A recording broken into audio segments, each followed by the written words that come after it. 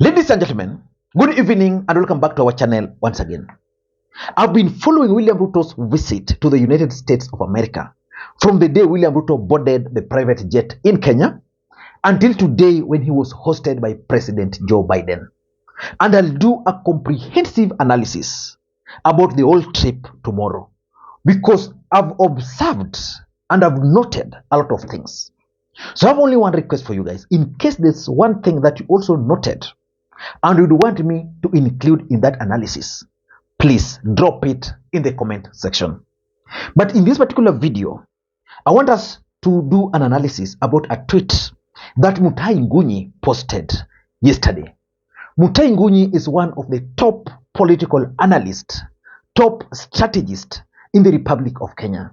During President Uhuru Kenyatta's time, Mutahi Ngunyi was the main advisor to the president. The fact is, Mutahi Ngunyi is also the one who coined the tyranny of numbers that helped Uhuru Kenyatta and William Ruto to win the presidency. Again, Mutahi Ngunyi is the one who crafted the hustler narrative. So there's a tweet he made yesterday, which is going to form the basis of this analysis. So let me just read for you that tweet. And first of all, let me take you to some 4 days ago. You also made some very funny twist there. That, dear Rigiji, resist the urge to fight William Ruto too early. Not over military choppers or the size of sandwiches at State House. Resist. And Uhuru is only interested in you to destroy you. Trust me. Now that is Mutahi Ngunyi advising Rigathi Gachagua. That Rigathi Gachagua is not telling Rigathi Gachagua not to fight Ruto.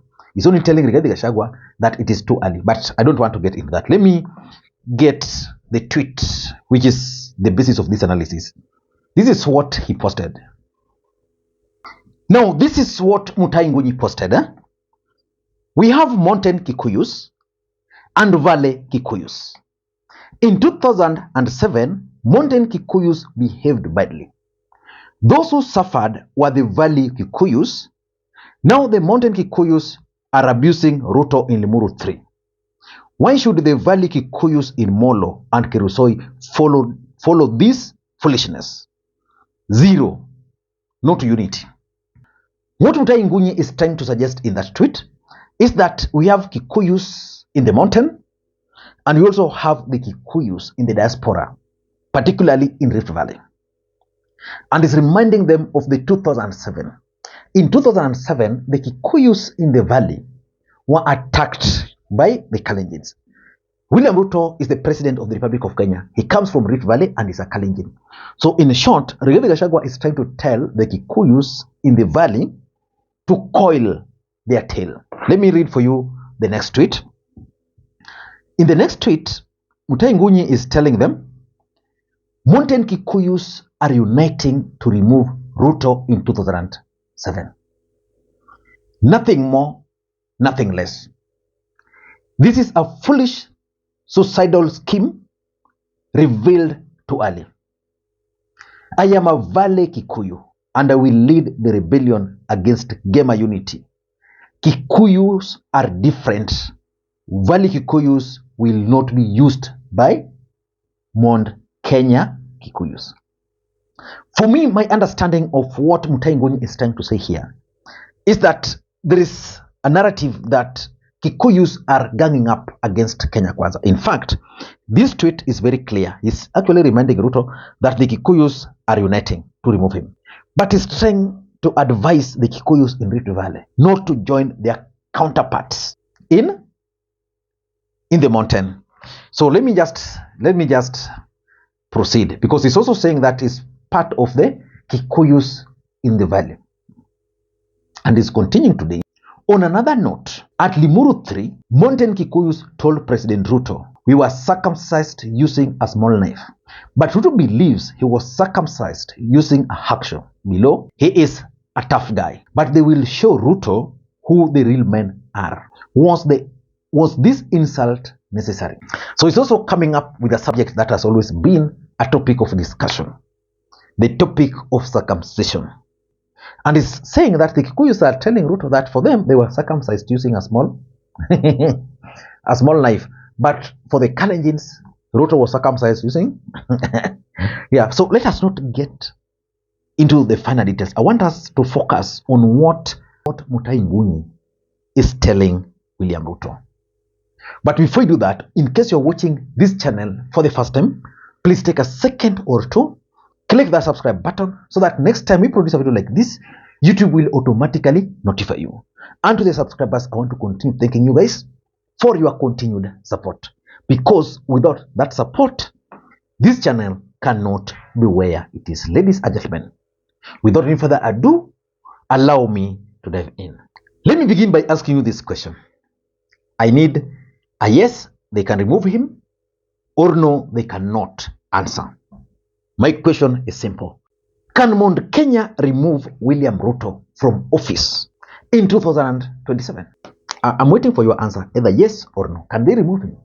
For me, Mount Kenya can remove William Ruto, but it will only depend on the formation. And the formation is either the Kikuyu's front candidate and the entire country supports, or they'll decide to support someone else. And of course, that will also depend with how William Ruto is going to play his politics moving forward. So on the issue of the mountain removing Ruto from office, it's possible. Because today, if you remove the votes Ruto got from the mountain, from his basket, it's a shell. That is the reality. So William Ruto also understands that his politics depends fully on the mountain. And he cannot easily just let the mountain go like that. But the other question is, why is Mount Kenya unhappy with Ruto? Because this is a group of people who voted for William Ruto overwhelmingly. They defied their own Uhuru Kenyatta, who was the president. Why are they unhappy? Number one, there's a strong feeling of betrayal in the mountain that William Ruto has betrayed them. If you add to Rigathi Gachagwa's saga of late, everybody is now saying they've been playing. And of course, there's also the narrative which is gaining currency in the mountain that this Kenya Kwanza government is benefiting more the Kalenjin nation. That's why in her speech, Wamushoba was like, he knows 272 Kikuyus who have been kicked out of key government positions and replaced either by someone from the Luhya nation and mostly from the Kalenjin. Number two, and this is something which most Kenyans don't want to agree. The other reason why the Kikuyus are rebelling against Ruto is because of the alleged handshake between Ruto and Raila Odinga. The truth is there was a handshake between Ruto and Raila. And that can explain why two of Raila Odinga's allies are actually with William Ruto in the United States of America. There is no way Opiyo and I, of all the people, can defy Raila Odinga to go to the US if he was not allowed to do that. So that Raila handshake could be a contributing factor to the rebellion against William Ruto. Number three, the Kenya Kwanza failure. Of course, everybody is feeling the heat. As much as Kenyans want to blame Kenya Kwanza government, but everybody is feeling the heat. So because everybody is feeling the heat of the economy, they are blaming it on Kenya Kwanza government and on Ruto in particular. Because remember, William Ruto gave these guys hope. He gave them promises. And of course, number four, the hustler narrative has also died. It is the hustler narrative that William Ruto used to rally the mountain against a cause. And that cause was none other than the dynasty, Uhuru and Raila. And they were told that all your problems begins and ends with the dynasty. So if you remove the dynasty, your life will be so easy. Everything, you'll like be in paradise. Now they have realized that's not possible. And of course, there's also the reality of politics. After voting with emotions, the next day you wake up, you go to your coffee farm, no return. You go to for bursary, you get 3,000. Well, you read on paper that there are those who are getting 100,000. So the reality is now dawning on them. And the main reality is actually the one man, one vote, one shilling. Because now they believe that they deliver the votes, but the value for those votes are not there. And of course, Kenya Kwanza policies, the taxation and the rest is also working against Kenya Kwanza government. So they are very angry. They are very unhappy with the Kenya Kwanza government. And because of that, they are now uniting to remove William Ruto? Can they remove William Ruto? And what is Ngunyi telling William Ruto through the tweet? Ngunyi, in my view, is telling Ruto two very important things. Two very important things that William Ruto must pay very close attention to. The first thing Ngunyi is telling Ruto is that Mount Kenya is planning. These guys, they are planning. So that's the first thing he's telling them. The second thing he's telling Ruto is that you need to focus on the Kikuyus in the diaspora. You need to focus on the Kikuyus in diaspora. Leave alone those who are on the other side. Either you intimidate those who are in the diaspora to toe the line or work with them closely. Basically, he's telling them, if the mountain or if the Kikuyus in the mountain are not happy, make the Kikuyus in the valley to be happy.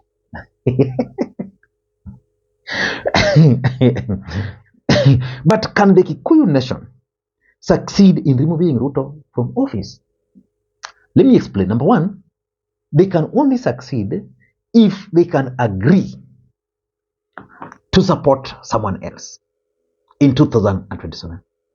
So the question is the Kikuyu nation ready to support someone else outside their cocoon? Because they trade with Ruto, they feel betrayed. Can they support someone else? And the option is actually very narrow. They can support Kalonzo Musyoka. And in that case, pray that Raila Odinga is also going to support Kalonzo Musyoka. If they support Kalonzo Musyoka, it means Kalonzo Musyoka is likely to be in office 10 years.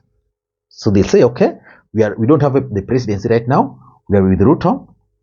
Second term, we don't want him. Because if you allow him second term, you're going to have a problem. We might not know he's going to support Mudavadi. So let us bank on Kalonzo. But the other bet for them is Raila Odinga. So they can convince Raila Odinga. Things went the other side, the other time the way we didn't want. Now we've learned our lessons. We want you, Baba, to finish this race. So Baba will resign from Addis Ababa. Come, they give him a running mate. They give him the money for campaign. And Baba is going to contest. And they are going to make one or two prayers. That Raila Odinga will only serve one term because of advanced age. Or probably, after first term of Raila Odinga, they can now have a candidate ready for the presidency. So that is the first option. The second option, in my view, is to play spoiler politics. Very simple. Spoiler politics means this is Ruto. And by the way, someone sent me coffee. I picked it from Lakeside Coffee, KCT. Someone just bought it, left it there without even giving a name. So thank you so much. You can also do the same for me anytime you want. So I was saying they can do spoiler, front a Mount Kenya candidate. And the reason they front a Mount Kenya candidate is because they want to lock Ruto. The mountain is not comfortable with supporting Raila, or they're not comfortable with supporting Kalonzo, and also they don't want to support Ruto. And in case there's no Kikuyu candidate, it means they'll be forced to either vote for Raila, or vote for Kalonzo, or vote for Ruto. So for them, they then decide, let's sponsor a candidate. And we're not sponsoring this candidate, not necessarily to win, but to consolidate those numbers. Then wait for the rerun. Then say, now we have two candidates. Now, if it's Raila versus Ruto, or if it's Kalonzo versus Ruto, let us now negotiate with the one we want, so that we can teach William Ruto a lesson. Number three is if they can sustain anti-Ruto sentiments. In fact, if there's one area Azimio has failed completely, then it's the issue of communication. Kenya Kwanza government had become so unpopular, but now they have a breathing space. So Mount Kenya, through Rigathi Gachagua, through the Limuru 3 proponents, they can decide that we don't want to give Ruto some breathing space.